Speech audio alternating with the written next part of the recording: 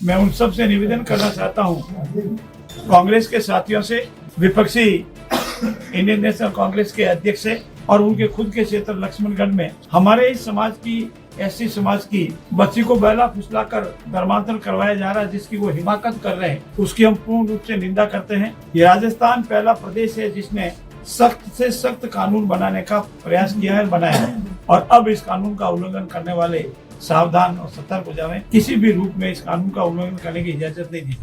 राजस्थान के यशस्वी मुख्यमंत्री भजनलाल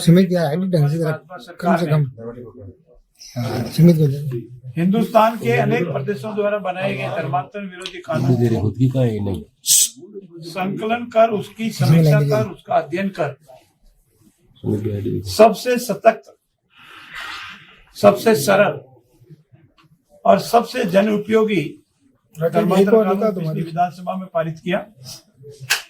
माननीय महामहिम की उस पर स्वीकृति मिल गई।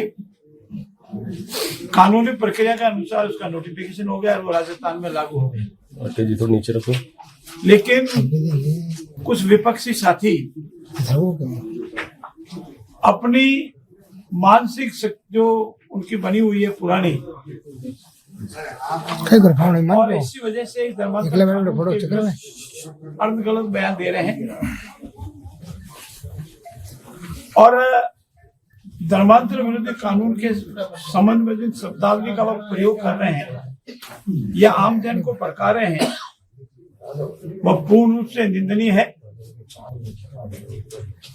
और किसी धर्म, जाति या मजहब का साथ देना, सहयोग करना, ये सबको स्वीकार्य है, लेकिन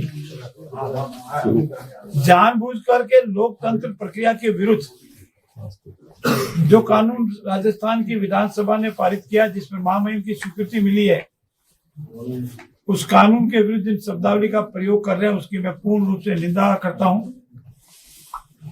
और किसी एक धर्म के प्रति इतनी ज्यादा राजनीतिक स्वार्थ पूर्ति के लिए सक्रियता बताना और उनके खुद के क्षेत्र लक्ष्मणगढ़ में हमारे इस समाज की, एससी समाज की बच्ची को बैला फुसलाकर धर्मांतरण करवाया जा रहा है, जिसकी वो हिमाकत कर रहे हैं, उसकी हम पूर्ण रूप से निंदा करते हैं। ये राजस्थान पहला प्रदेश है जिसने सख्त से सख्त कानून बनाने का प्रयास किया है, बनाया है।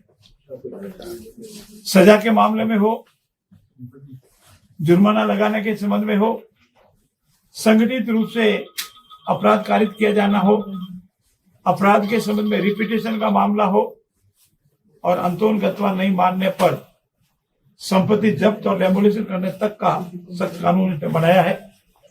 मैं उन सब से निवेदन करना चाहता हूं, कांग्रेस के साथियों से, विपक्षी इंडियन नेशनल कांग्रेस के अध्यक्ष से,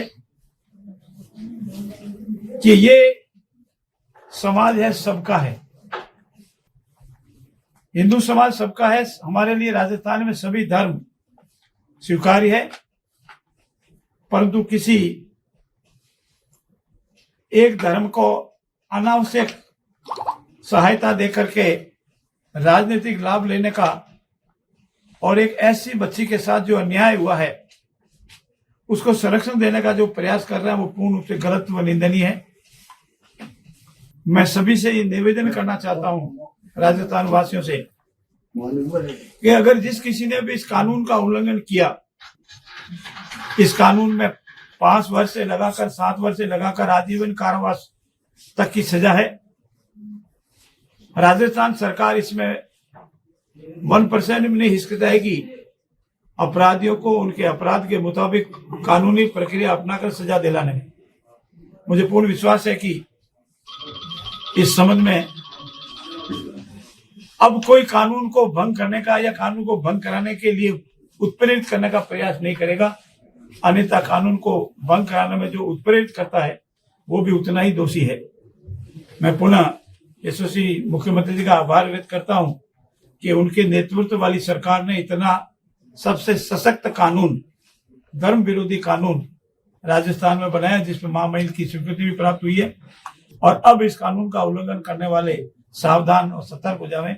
किसी भी रूप में इस कानून का उल्लंघन करने की इजाजत नहीं दी जाएगी। पहला मामला दर्ज हो चुका कोटा में, धर्म लक्ष्मणगढ़ में, कोटा में इस कानून के आने के बाद मुकदमे दर्ज हुए हैं। पूर्ण पारदर्शिता से कानून के अनुसार इसकी कार्रवाई होगी और अगर दोषी पाए जाएंगे तो इस कानून जो लिखी हुई है वो सजा मिलेंगे और इस सजा के उपरांत आदमी और व्यक्ति भूल जाएगा कि पुनः ऐसा कोई हिमाकत करने का प्रयास भी करे।